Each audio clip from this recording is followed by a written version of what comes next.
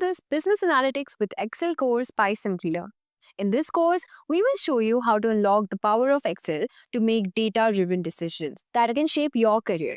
Excel isn't just for spreadsheets, it's a dynamic tool that can help you organize, analyze, and visualize data like pro. Now, whether you're into analytics or looking to sharpen your skills, you are in the right place. Here's what you can expect. We will start by laying the groundwork where you will understand different types of analytics and understand how data structures and AI come into play in the analytics world. Next, we will get hands-on experience with Excel. You learn how to manage and format your data, explore worksheet views, and use conditional formatting to highlight important information. Master data validation and advanced filtering techniques. Now, these will help you clean and organize your data so it's ready for analysis. Get into the heart of Excel analytics with pivot tables. We'll also introduce you to macros and learn how to automate your task to save time. Then you can explore lookup functions and what if analysis. Now, these tools will help you make better predictions and decisions based on your data. Finally, we will apply everything you have learned by building an interactive e-commerce dashboard in Excel and performing statistical analysis on a restaurant data set. Also, if you're interested in boosting your career in business analysis, do not forget to check out our AI-powered business analyst course. This course is perfect for professionals looking to enhance their skills with the latest tools like Power BI, Excel, and SQL, all while gaining hands-on experience with real-world projects. You'll also learn how to leverage generative AI for smarter, faster decision-making. Our program is IIBA Babcock V3 aligned and helps you prepare for certifications like CBAB and CCBA. You'll also engage with 10 plus industry project, practical activities, benefit from live online sessions by experts. And with Simplilearn's Job Assist program, you will get the support you need to land your next big role. Now, before we get started, let's test your knowledge with a quick quiz. The question is, what does Excel mainly help you do? Your options are watch videos, manage and analyze data, draw pictures, or play games. Take a guess and we will reveal the answers at the end of the module. So, introduction to business analytics. So, let me share my screen now. Yeah. So, first of all, in all my this webinars also, as I mentioned earlier, that I have conducted a lot of webinars on big data, data science, data analytics. So, I always start with this particular quote, which says that information is the oil of the 21st century and analytics is the combustion engine. Yeah, so here it has been given by this person, Peter Sondergaard, and he is from the Gartner company. Now, Gartner, I don't know how many of you know about this company, but it's a very famous research company, and they are coming out with a lot of reports. You can also search on YouTube, Gartner. Okay, they are giving you a lot of trends, that what are the AI trends in 2025, and likewise. Okay, I'm also Gartner is every year they are coming out with their own conferences. So I know that there are two conferences which they are regularly conducting. One is in US and one is in Europe. And this time in Europe they are conducting in London, and it is a 3 days of conference where it is known as Data and Analytics Summit. And yeah, let me see if I would like to surely go to their conference, but let me see. But yeah, this Gartner is coming out with a lot of reports. So you can refer those reports. Sometimes you may have to pay for that report, but you may also get some kind of, let's say, free versions of those reports on some other website. So from this Gartner company, this Peter Sondergaard, he has given this quote, and it says that information is the oil of the 21st century and analytics is the combustion engine. Now, you must have also heard another quote which says that data is the new oil. Data is the new oil. So, can you let me know that what do you mean by that particular quote? Data is the new oil. Yeah, what kind of, let's say, information we get from that quote? That's my first question. As I said, that it will be an interactive session. So, yeah, you must have 100% heard data is the new oil. Yeah? Even in India, we have Mr. Mukesh Ambani, who is the head of the Reliance Industries. So he is also using this quote on a regular basis. So what do you mean by this quote? Data is the new oil. So see, first of all, those countries, yeah, who are having oil, they are having a lot of money. Okay, I was, I think so. Last week I was seeing the history of Saudi Arabia, Kuwait, Bahrain. Okay, all these countries. Especially, I was seeing the history of Kuwait. Yeah, Kuwait is a small country in Gulf, and uh, yeah, I think so. Before that oil exploration, yeah, there was not that much in Kuwait. Okay, there were some small tradings which were taking place. Yeah, Kuwait was famous for the pearl and I think so the other ornaments. So that's why what was happening that as soon as that oil was explored, okay, then what happened that Kuwait became rich, and currently it is the sixth largest, or say it is the sixth largest country which is having those oil reserves. So yeah, now if you see Kuwait and other countries, they are fully rich and they are having a lot of money. So that's why what we are doing here that nowadays those countries or those companies which are having data, they are much more richer, yeah, than those countries or those companies which are not having that much of data. So that is one thing that we are comparing the data with the new oil, okay, with the oil, yeah. And yes, what you have said up till now, it is all correct. And plus, what is happening here that see from data we get information. When we process data, we get information.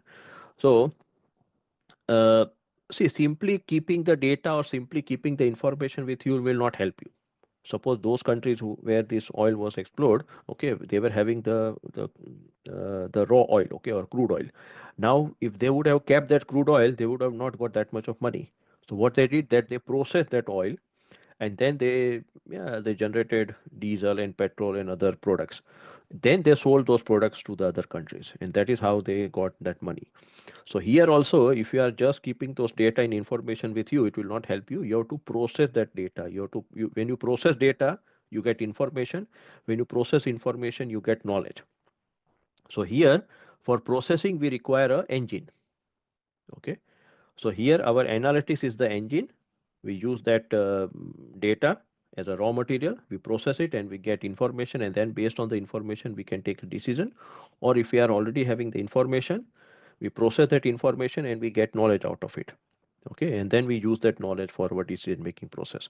So that is how the things are working here. So here just having the data or just having the information is not important.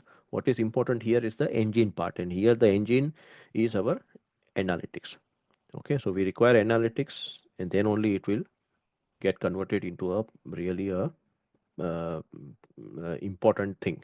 Okay, so yes, we have written here greases the wheel, make it more faster, move faster. Here data is considered the new oil because it is a valuable resource that when refined and utilized effectively can drive significant economic growth and innovation. Thank you very much. Raw data used for variety of wide variety of applications like oil can be used for various products. Yes, so one thing is very clear that you should know the business analytics. Okay, I always say that even if you are in the marketing area, finance area, HR area, everywhere the data is available. Okay, so now we cannot say that data analytics or business analytics has to be learned by only those people who are in the IT department. No, it has to be learned by everybody, and that's why I think so you are over here. Yeah, so whichever specialization you are having, and see if you are having these kind of combination that you already are in the marketing area or finance area or HR area for last 10 years, 15 years, and if you have this combination of this business analytics or data analytics, then that's the deadly combination because you already know your area very well, what are the issues of your area, and then if you try to let's say remove those issues with the business analytics, then that's the great thing. Okay, nowadays companies they require this kind of a combination. Okay, that you know your area also, your domain also, and you know the business analytics, and then you can survive very well. Okay, so that's why you should be very focused over here. So this is the quote. Let us go further. Now we'll see the definition of business analytics. So business analytics here, yeah, it's a long definition, but this is one of the version which I'm having here. So business analytics is the use of data, information technology, statistical analysis, quantitative methods, and mathematical or computer-based models to help managers gain improved insight about their business operations and make better fact-based decisions. So let us go one by one. First of all, in business analytics, you require data. Yeah, data is the raw material. Without data, you cannot do anything. So use of data is there, definitely. Then comes information technology. Now here I would like to ask you one more question here. That is, see, we are having two words, information technology and information system. I repeat, there are two words, information technology and information system, but they are not similar. So IT is more related with the definitely the hardware, software, and the networking that we use, to store the data, transmit, retrieve, whatever you say. While information system is talking about the process. Okay, the system which is using all these things, hardware, software, and all those things, and then how we use this technology to process our data, and finally we get some information out of it. Okay, so in IT you can say that IT is what we can see and we can feel, but IS we can just visualize, you can say like that. Okay, I cannot see IT, I cannot see any IS, information system, I can just visualize it. Okay, so that is what according to me is also the difference between IT and IS. So here we are having the use of data, IT. Then we use statistics here, some mathematics, quantitative techniques. Okay, we use some models here. And finally, why we are doing all those things? To help managers gain improved insight about their business operations. See, today we know about our operations, but we are not knowing that much of detail. But suppose if I go into the depth and if I try to know more about my operations and what is going behind my operations and what kind of analysis are done, then definitely it will help me. Yeah. So we want to know more about our business operations, and plus we want to make better fact-based decisions. Okay. Whenever we are taking a decision, people will ask us that why you have taken the decision. Okay. Suppose if people will ask you that why you have joined this particular course, this PGBA course. Okay. So then you will say that, okay, I've seen the reviews of this course, and plus I've yeah, seen the content, and yeah, so these are the facts which are available. Okay, it is not just based on a feeling that no, I feel like this course is very good. No, because you have decided based on some information which you have collected. Yeah, either from the Simplilearn website or from some other platform, feedback platforms, where you can see that what people have written. So whenever we are taking a decision, we have to be yeah, perfect over there, and we have to take the decision based on some facts. Yeah, so this is what we mean by the business analytics. Now we have another word also which is known as business intelligence. So business intelligence, it was given by this person, Howard Dresner. Again, you can see that he was from the same company, Gartner company. So see, Gartner has given a lot of great, I would say, persons, yeah, learned persons. And yeah, so he gave this word BI in 1989. So BI is a very old word. Okay. So let us see what definition was given by Howard. He defined BI as a set of concepts and methodologies to improve decision making in business through use of facts and facts based systems. Now, see, this definition is not easy to understand. So, what we'll do, we will go to the differences here. Let us see the differences, and then we'll be able to understand really what is BI and what is BA. Be similar to what has been given by Bali. So business intelligence, it involves the process of collecting the data from all sources and preparing it for BA. Yeah. So first of all comes business intelligence. Okay. So business intelligence, what it does, that it collects the data, definitely the past data from various sources, and it also prepares it for BA. Preparing for BA means that it try see, whenever we are getting the data, the raw data, if I'm talking about, the raw data is not in a proper shape. Yeah, it is having lot of null values, errors, duplicates, yeah, a lot of blank columns, blank rows. So data cleaning is very important step over here. We have to do the data cleaning. We cannot just take the data and start doing the analysis. Data cleaning is very important here. Even in my this training on Power BI and Tableau, I always mention this point, that these people like data analyst, data engineer, and data scientist, yeah, normally we have a feeling that they are doing great work. Definitely they are doing great work, but their majority of their time goes into the data cleaning and data transformation. Yeah, around 80 to 85% of the time of data analyst, data engineer, and data scientist, it goes into data cleaning, because they know very well that if my data is not clean, whatever the visualization I create or whatever the machine learning model which I create, they are all nonsense. Okay, it will not give me the correct information. So that's why their first focus is on the cleaning part. Yeah. So this business intelligence people, what they do, that they get the data from various sources. Sources can be anywhere. Yeah. If suppose if we are working in a big organization, then we will get the data from various branch offices. Okay, from the headquarter and from the branch offices, and then we have to integrate the data. We have to do the data cleaning. We have to remove some columns, add some columns, etc. So that is what we mean by the business intelligence. Okay, and then once we prepare this data, then that data is taken by the business analytics people, and then based on that data, the past data, they can do the prediction. Okay, they will try to forecast that what is going to happen in next, yeah, 3 years, 4 years, 5 years. So that prediction part comes in the business analytics here. Business intelligence, it answers the question what happened. What happened means we are talking about the past. What happened in 2024, what happened in 2023. So we'll be able to see that, okay, our sales has gone down, or the our production had gone down. So that is what happened in the past. So that is BI. Then comes BA. In BA, we try to answer two questions. That is, why did it happen? Suppose if last year if your production was down, then you have to 100% analyze that why the production was down. What was the reason for that? Okay. So why did it happen, and whether it will happen again or not? See, today also we remember COVID period very well, and today also people are still having that kind of a fear that, oh, if COVID will come again, then what will happen? Nowadays, definitely we are much more prepared for these kind of situation.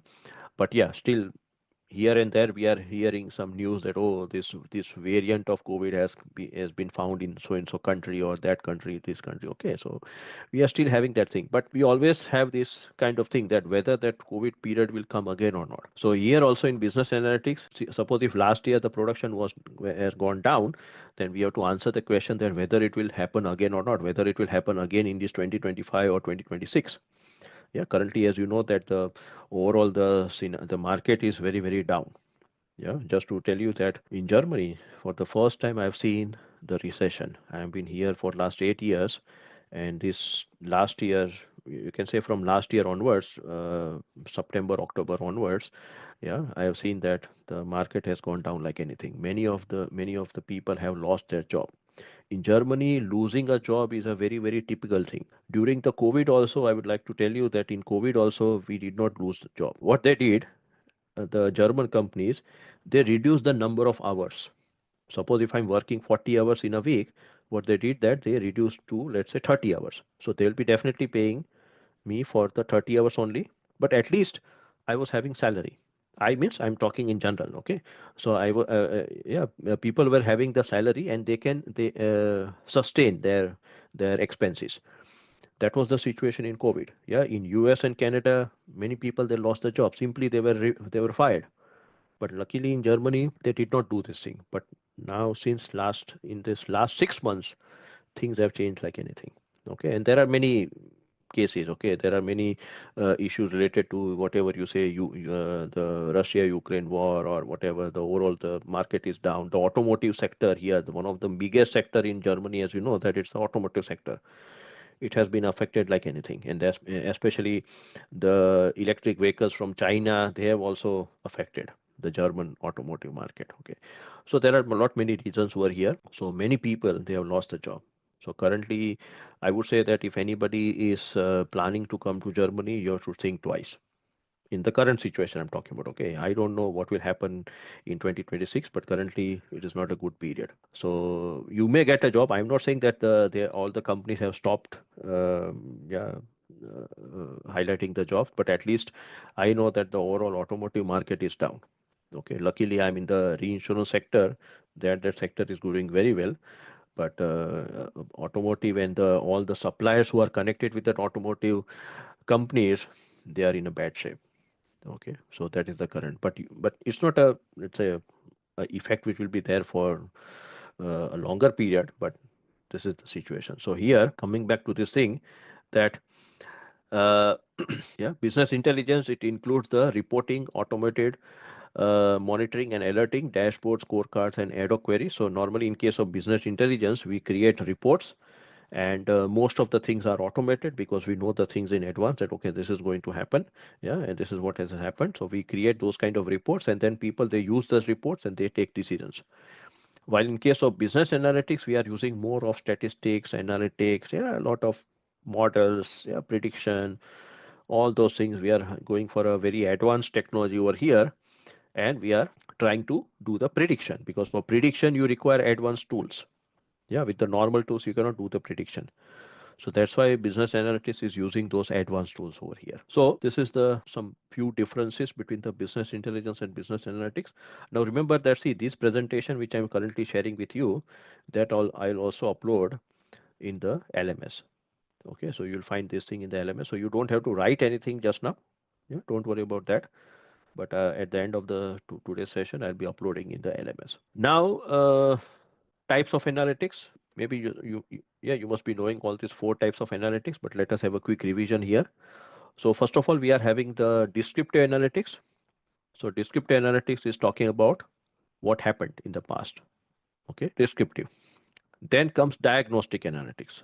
Diagnostic analytics, it says why did it happen. So suppose if you are going to a doctor, and if you say that okay, I'm having cough and cold, so doctor would like to know that so why are you having this cough and cold. Okay, so doctor will ask questions, and doctor will try to diagnose you that what is the exact problem. Okay, why you are having cough and cold. So that's why it is saying why did it happen in the diagnostic analytics. Then comes predictive analytics. So in predictive analytics, we are now talking about the future. Okay, so what will happen? Yeah, see, nowadays we are living in a very dynamic world. So today, if we are number one, that doesn't give you a guarantee that next year also you'll be number one. Yeah, because things are changing very fast. Yeah, you must have seen some of the companies, especially when I see the COVID period. Yeah, that many of the good restaurants in my city, yeah, they were closed down. They were there in my city for last 20 years, 30 years, but they could not sustain that particular period. And some of the new restaurants also got opened during that COVID period, and they are still there. Okay, so you cannot say that because of the COVID period, it affected the restaurant business. It affected definitely, but some of the new restaurants were also there, and then they also adopted the new technology. Yeah, those old restaurants, they did not accepted the new technology, and that's why they were out of the market. Yeah, many of the people, they could not handle this situation. Yeah, so see, nowadays we are living in this kind of dynamic world only, and we have to get accustomed to this thing, and we have to be ready for that. So in predictive analytics, we are focusing on what will happen in the future, and then the prescriptive analytics is giving you the answer how can we make it happen. Suppose if I tell you that okay, in next 5 years your company is going to become number one, then you will ask me question that Samir, can you tell me that how it is going to become number one. Yeah, because if I do the prediction, that doesn't mean that it will be happening like that. Yeah, your company, your colleagues has to work hard, then only it will become number one. So then I have to also tell you that what things are required. Suppose if you are currently your competitor who is number one, they are producing, let's say, 1 metric ton of production, and you are having, let's say, half metric ton of production. Then definitely, if you cross that 1 metric ton of production, then only you'll be number one. If your competitor is having 1,000 employees, you are having 700 employees, then if you want to become number one, you have to also increase your number of employees. So likewise, I have to tell you that what things are required. Okay, if you want to become number one in next 2 years or next 3 years. So that is what we mean by how can we make it happen. Yeah. So these are the four types of analytics. Now here we are having this hindsight, insight, and foresight. So hindsight means we are talking about the past. Insight is the current one, and foresight is the future one. And in terms of difficulty and value also, you can say that to do the descriptive analysis is very, very easy. I get the past data, yeah, put it into some tool, and then I can see the visualization. I can get the information very quickly. So doing the descriptive analytics is very, very easy, and the value is also very less. Okay, though it is easy, but the value of this descriptive analytics is also very less. But if I'm doing the predictive and prescriptive analytics, definitely it is the difficulty level is very high, but the value is also very high. Yeah. So nowadays you must have seen that many of the companies they are hiring AI engineers, okay, or AI researchers. They are removing those people who are doing their routine job and they are now recruiting these kind of people. Okay. So if you are not in this particular race, then definitely you have to also learn these new tools and techniques. Otherwise, you'll be out. Yeah, so I've seen some of the banking organizations. Yeah, they one of the bank, I think so. It is based in Singapore, if I'm not wrong. I forgot the name of the bank, but they are planning to remove around 6,000 to 7,000 people who are on the contract basis. They are not the permanent employee; they are on contract. Up till now, they were doing very well, but now the bank has decided that yeah, in phase by phase manner. Yes, DBS Bank. Yeah, correct. DBS Bank. Yeah, this is what I read in the article also. So this DBS Bank, yeah, they are trying to remove those people who are doing their manual job, and they'll be replaced by around 1,000 or 2,000. I don't remember the exact figure, but around 1,000 or 2,000 AI engineers they'll be recruiting. And this change is not just in this DBS bank; it is overall in the whole market. This is going to change. Yeah. So today, whatever the things you are doing, you should have definitely that knowledge about your area. But apart from that, you should also learn these new tools. Okay, so that you can say that, oh, yes, I know this thing, and you can keep me within your organization. Otherwise, yeah, your job will be like that only. Types of analytics. Now we come to the another topic, which is big data. Yeah, because you see this big data, data science, these are all integrated with each other. Okay, you cannot separate them out. So now let us see what is this introduction to what is this big data. Many of you you already know the definition, but very quickly we see here. So first of all, here you can see that why we are talking about this big data. Since last, you can say 7, 8 years or 10 years maximum, we have been talking about big data. So why we are talking about big data nowadays? One of the reason is shown over here, and in this diagram you can see that what happens on internet in 1 minute. I repeat, what happens on internet in 1 minute. So in 1 minute, you can see that 16.2 million texts are sent. SMS I'm talking about. Then 231 million emails are sent. How much? In 1 minute only. 231 mails are sent. Okay. 13.2 some active listeners are there on Spotify. Yeah, my daughter is having a Spotify account. So yeah, likewise there are 13,200 people over there. 6 million people are shopping online. Yeah, so on. Okay, we can go on and on here. See, 625 millions videos are watched on TikTok. I don't use TikTok, but yes, many of you are having that TikTok. So these many videos are seen. Yeah, these many videos are watched on YouTube.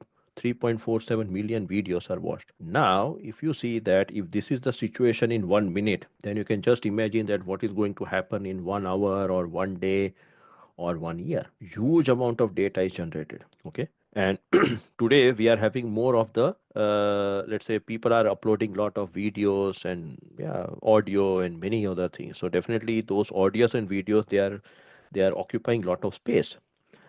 So this is one of the reasons that why we are talking about big data. Another thing which is also responsible for big data is this Internet of Things, IoT. This is not a new word. So if someone asks me, Samir, what is IoT?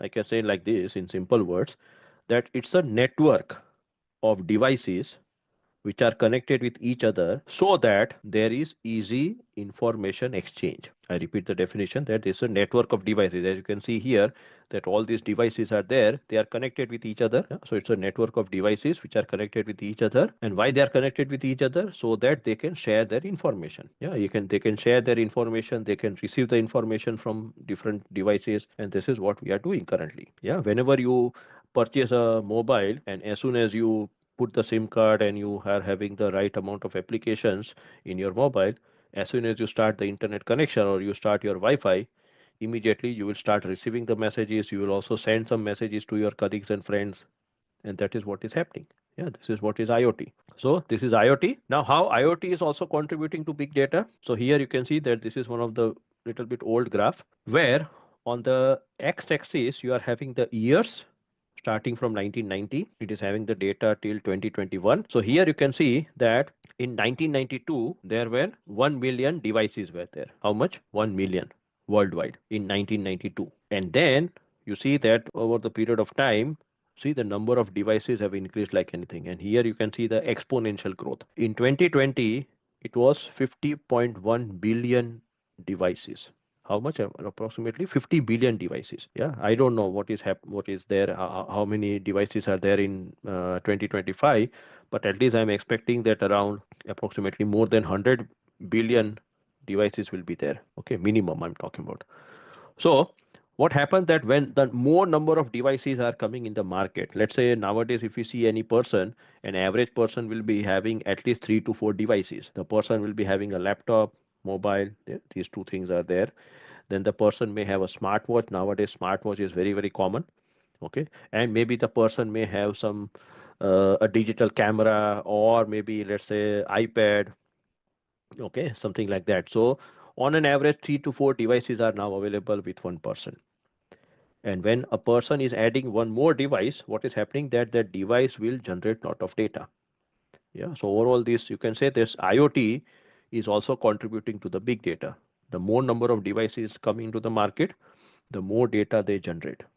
Okay, so this is where this IoT is also connected with the big data. Now, before I give you the definition of big data, yeah, you must be knowing these three types of data. We are having structured data, semi-structured data, and unstructured data. So structured data, as the name suggests, that it is having a structure. So here we are talking about Excel files, CSV files. Yeah, CSV you must have heard, comma separated value files. Then we have DBF, that is database files. So up till now we were using these kind of files. We are still using it. I would not say that we have been using, but we are still using these kind of files. And what is the special characteristic of these files? That these files are having a structure. Yeah, if you are opening a Excel file, in an Excel file we are having the rows and columns. So here, whenever we are putting the data into a proper structure, that is known as a structured data. Then we come to this unstructured data. Unstructured, as the name suggests, there is no structure. So here we are talking about picture files, that JPG files, MP3, that is audio files, MPEG, that is video files. So whenever we are having a photo, a picture, or a audio file or a video file, definitely I cannot divide that audio file into various parts, and I cannot put it into a structure. I cannot put it into rows and columns. Whenever I want to analyze the audio file or video file, I have to take that audio file or video file as it is. I have to keep it in one format only, okay, on one structure, and then only I can analyze it. So here, that's why whenever we are having these kind of files, it is known as a unstructured data. We cannot put it into a proper structure. Then comes the semi-structured data. So in semi-structured data, as that word suggests you, semi-structured means it's a combination of both structured and unstructured. Yeah. So in case of semi-structured data, we are having an example of email. So suppose if I want to send you an email, let's say I want to send an email to, let's say, Apurva, suppose. Then I'll be writing in the two column email of Apurva. Okay. Then if I want to send that same mail to all of you, then I'll be using that CC and BCC. Then I have to write down the subject, and then I write down the message. So whatever the thing that you see on the top area, to CC, BCC, and structured, sorry, the subject, this is your structured part. Yeah, this we have to follow. Whatever the things that we write down below, that is in the message part, that is totally unstructured. Yeah, because suppose if I'm writing a mail to my friend, it will be totally informal. If I'm writing a mail to my boss, it will be a very, very formal mail. Yeah, so those messages are changing, but the top portion is the structure is remaining same on the top portion, okay, in the mail. So that's why here in the case of email, we are having a combination of the structured part and the unstructured part. That's why it is known as a semi-structured data. Okay, it is known as a semi-structured data. Similarly with Word file also, in Word file, what I do that whenever I start creating the report, yeah, if I want to create a Word document, first of all I fix up the structure. I fix up the top margin, bottom margin, left margin, right margin. I also define that how much space I have to have between those two lines, okay, or how much space has to be between the two paragraphs. What kind of font type I have to select, what kind of font style and font size and all those things. I prepare it in advance, and then I start typing those things. So here in case of Word document also, you are having both the structured part where you define the margin and all those things, and plus you are also having the unstructured part. Unstructured part means whatever you are putting in within that Word file, that is the unstructured part. Yeah, because it varies. So that's why Word document is also a combination of both structured and some and unstructured. That's why it is known as a semi-structured data. Yeah. So in organizations we are having these kind of data also. Okay. So these are the three types of data. Now what is big data? So big data, this is one of the definition which I found out. Big data is defined as a term which handles the combination or also single parts of volume, variety and velocity of data with cost effective, innovative forms of information processing to enable enhanced insight, decision making and process automation. Now see, as such it's a very long definition, but let us go step by step here. So first of all, you can see that I have highlighted these three words here: volume, variety and velocity. So we are having this separate slide over here, which are talking about the three V's of big data. Yeah, these are very, very important. So the first V is volume. Now see, whenever this word big data comes into your mind, you come to know that yes, we are talking about large volume of data. Okay, we are not, yeah, because then only it is known as big data. So we are having large volume of data. Then we comes to another V, which is known as variety. In variety, yeah, we just now only I mentioned the structured part, unstructured part, and semi-structured part. So in case of big data, we always have this variety of data. Okay, we don't have just unstructured or structured. Nowadays, we know that 90% of the data which is generated by people like us, it is mostly unstructured data. Before 10 years, it was different. Yeah, before 10 years or before 15 years, 90% of the data which was generated was structured data, while only let's say 5 to 6% was unstructured data and remaining was semi-structured data. But now the things have totally changed. I even jokingly say this thing to the students also of the university that nowadays, if I want to, if I'm going outside, if I'm going for a holiday, definitely I have to put the photos and videos of my holiday destination. Otherwise, people will feel bad about it. Yeah, people will how people will come to know, or how my friends will come to know that I'm on a holiday. But remember, nowadays I'm also warning the students also that we should be very very cautious whenever we are putting the videos and photos on the social media platform, because now we are living in the generative AI world, Gen AI world. If I want to really harm you, I can misuse your photos and videos like anything. Yeah, you must have read the stories also. We are talking about the deep fake technology, and likewise there are many others. So see, every technology is having its positive part and negative part. But when the technology goes into the wrong hands, definitely it is creating a problem for us. I'll give you one example. It's a live example. When we had this 9/11 attack in US. Okay, 9/11 attack, you know very well. In 2001, it was there.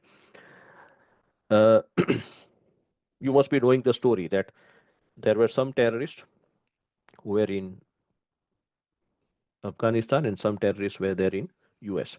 Okay, and they were communicating with each other before this incident. There was a lot of communication which was there between these two groups.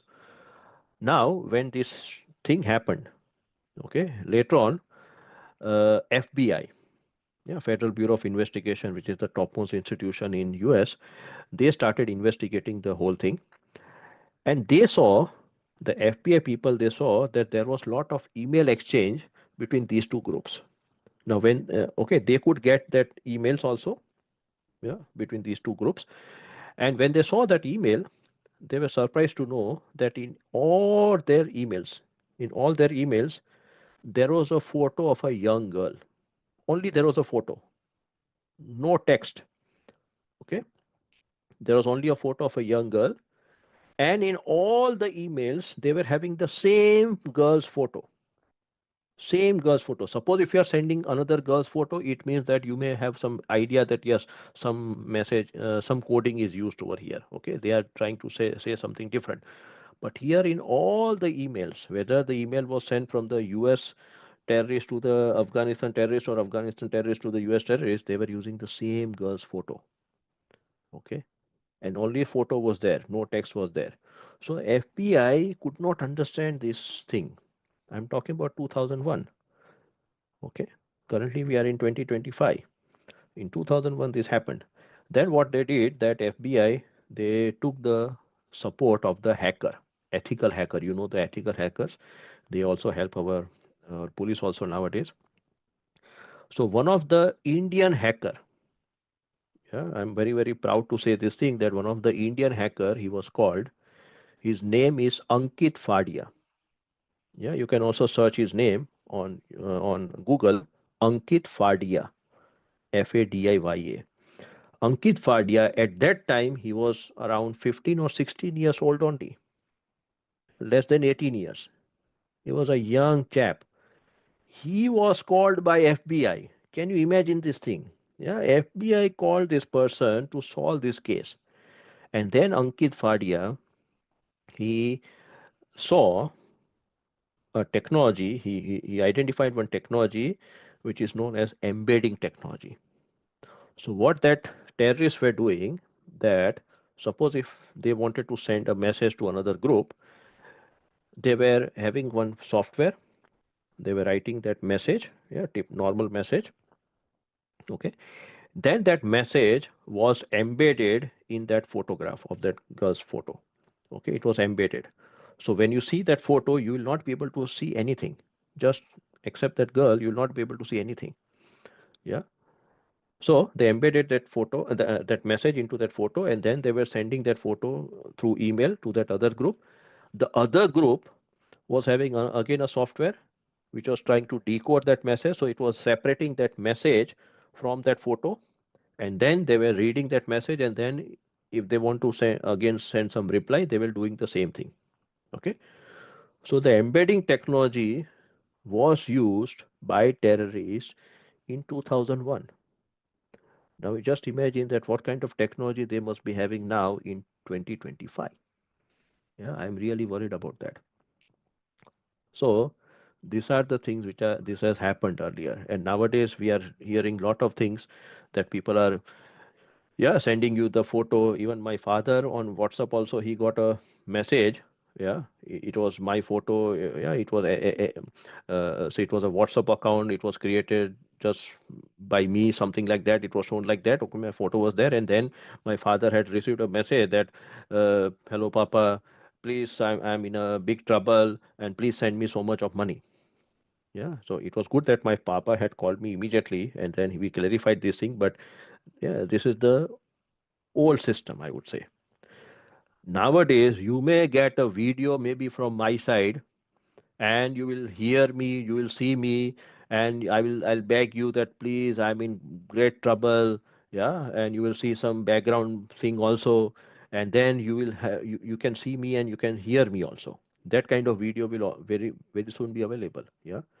Because see, to get my voice and my photo on this social media platform is very easy. Yeah, I'm conducting a lot of training programs. Maybe I've done some recording. My recordings are also available on YouTube. So if anybody wants to do any wrong work, they can take a small portion of my audio. Okay, they will have my photo, and then based on these two things only, they can create a AI video, and they can do any wrong thing with that thing. Okay, so that's why nowadays we should be very very particular whenever we are sharing anything. Yeah, we should. I'm not saying that you should not share anything, but especially the family photos and those things, we should be little bit cautious, I would say. Yeah, as such we are having that kind of instinct that no, we have to share all those things, okay, on the social media platform. People should know what I'm doing. But nowadays there are a lot of repercussions here. So coming back over here, that variety, volume and velocity. So velocity means the rate at which the data is generated. Okay, So nowadays the rate is so fast. Just now you are listening to me. That doesn't mean that you are not receiving any WhatsApp messages. Even I may be also having some WhatsApp messages on my mobile. Yeah. So data is generating every day and every second. So the velocity. Okay. So these are the three V's. Now coming back to this thing.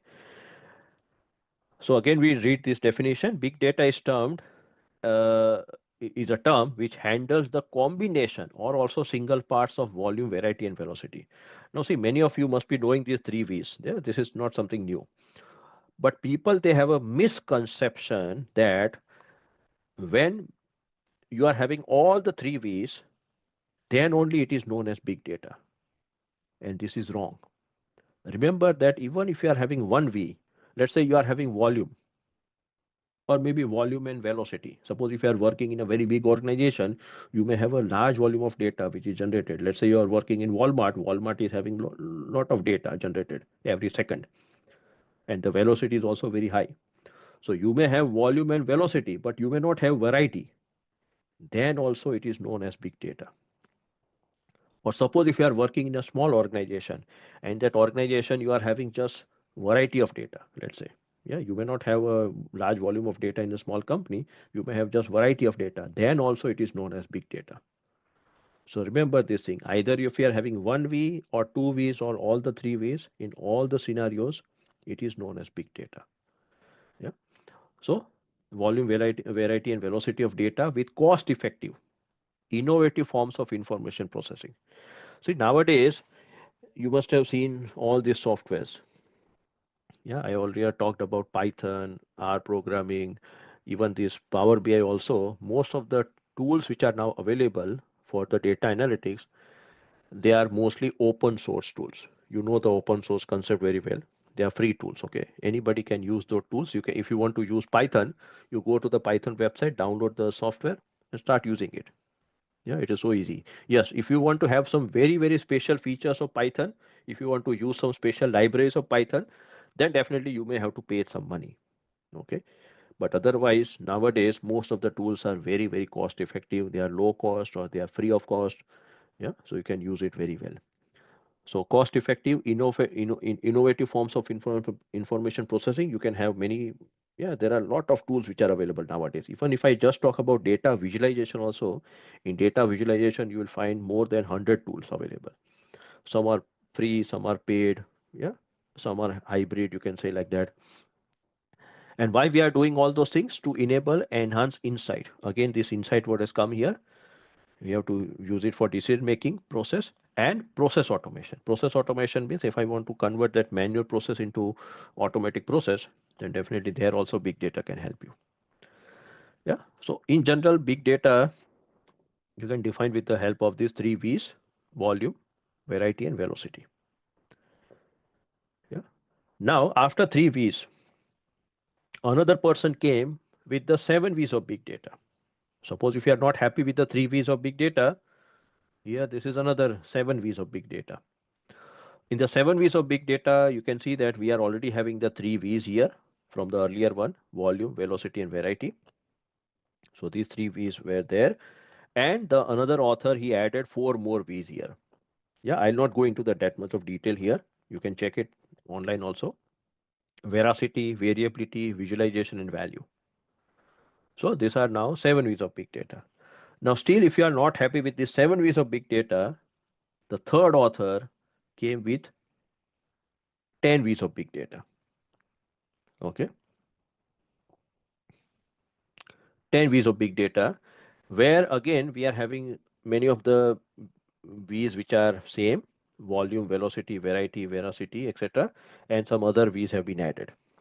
So whenever I am teaching this subject to the students, I always tell them that please complete your studies as fast as possible. Why? Because today I'm having 10 V's of big data. Tomorrow, you never know that I will come with 14 V's of big data. Yeah, 10 V's are already available over here. I have to just add three, four more V's, and then I can say that yes, now these are my 14 V's of big data. Yeah. Likewise, in case of marketing, also you know that when I did my MBA, I completed my MBA in 2000. So at that time, we were having 4 P's of marketing. Yeah, price, place, promotion, product. Now there are, I think, so 7 or 8 P's of marketing. Yeah, so these P's are increasing, V's are also increasing. So that's why I always warn the student that complete your studies as fast as possible. Yeah, so that otherwise you have to remember those P's and V's. Yeah. Okay, there is a one question. Information here. Few days back, I got scammed while travel ticket booking from Expedia. We shouldn't call any phone number. It's crazy world around. We have to be very, very careful. Yes, yes, yes. See, nowadays the scams, I think so. Sometimes I'm also having, let's say, worry for my parents who are living in India that bec- especially my father is very, very tech savvy, so he knows all those scams very well. But sometimes you never know that sometime, yeah, you may get a call and then the person will say, oh, I met your son and your son is having trouble, blah, blah, blah. Yeah, please give some money. Okay, so you never know these things. So people are playing with your feelings. Yeah. So likewise, I'm not saying just in India there are scams everywhere. Yeah. So even in Germany also we get a call. The call is coming from the or say the phone number. It is from our Indian embassy in Germany, but the call is coming from some different area, and then they try to play with you and they say, okay, we have got this information that you are doing some nonsense activity in Germany. Okay, so we are, or maybe a call may come from some fake police also. So it is not that in Germany we don't have scams. The number of scams are a little bit less, that is for sure, but at least scams are always everywhere, so we have to be very, very particular. Yeah, especially sharing the information and yeah, putting those, yeah, even those pictures and photos also, they are very easy to target. So we should be very particular. Yes. So 10 V's of big data. Okay. Now finally, uh, in the last batch I also talked about these three things. Maybe, yeah, definitely you know this artificial intelligence, machine learning and deep learning, but I'm having my own way of defining these three technology over here, yeah, in a very simple words. Suppose tomorrow if you want to explain your younger brother or your younger sister this kind of technology, or anybody who is very small, okay, if they want to know what is AI and ML or deep learning, then you can explain them in a very simple word. Or those who are not having any technical background, okay, I'm saying that even if you want to explain to your parents also, they may not have that kind of a technical background, you can also explain with this example. So in general you can say that AI, okay, sometimes people get confused between AI and machine learning. Okay. Now here the clarification is this: as AI is the big circle, you can say, and within AI you are having machine learning, and within machine learning you are having deep learning. Okay. So that is first thing that you have to remember if you don't know this thing. AI is the biggest bubble. And within AI, we are having machine learning, and within machine learning, we are having deep learning. Now, here some of the technical definition has been given. Okay, but I'll not go with the technical definition. I will go with a simple example here. That is apples and oranges. Yeah. So, what is AI? Let us understand this thing with the help of apples and oranges. So, let us assume that you are having a basket of fruits where there are some apples and there are some oranges, but they are mixed together. Okay, they are in one basket, they are mixed together. Now, what is the target over here? That you want to separate these two fruits into two different basket. You want to keep the apple in the apple basket and you want to keep the orange in the orange basket. You want to do the segregation here. So definitely as a human, you can do this segregation very well. Suppose if there are 20 apples and 20 oranges, you can segregate. Yeah, you know how an apple looks like or how an orange looks like, and you can do the segregation. But let us assume that you are having now 1000 apples and 1000 oranges. Now, to segregate that 1000 apples and oranges, it's a big task. It will take some time. And definitely, we as a human, yeah, we don't like this repetitive task. Yeah, we get bored easily. So, what we do now, we think about a machine that, okay, I'll create a machine or one kind of a small robot, and that robot will do the segregation, and robot can work for 24 hours. Yeah.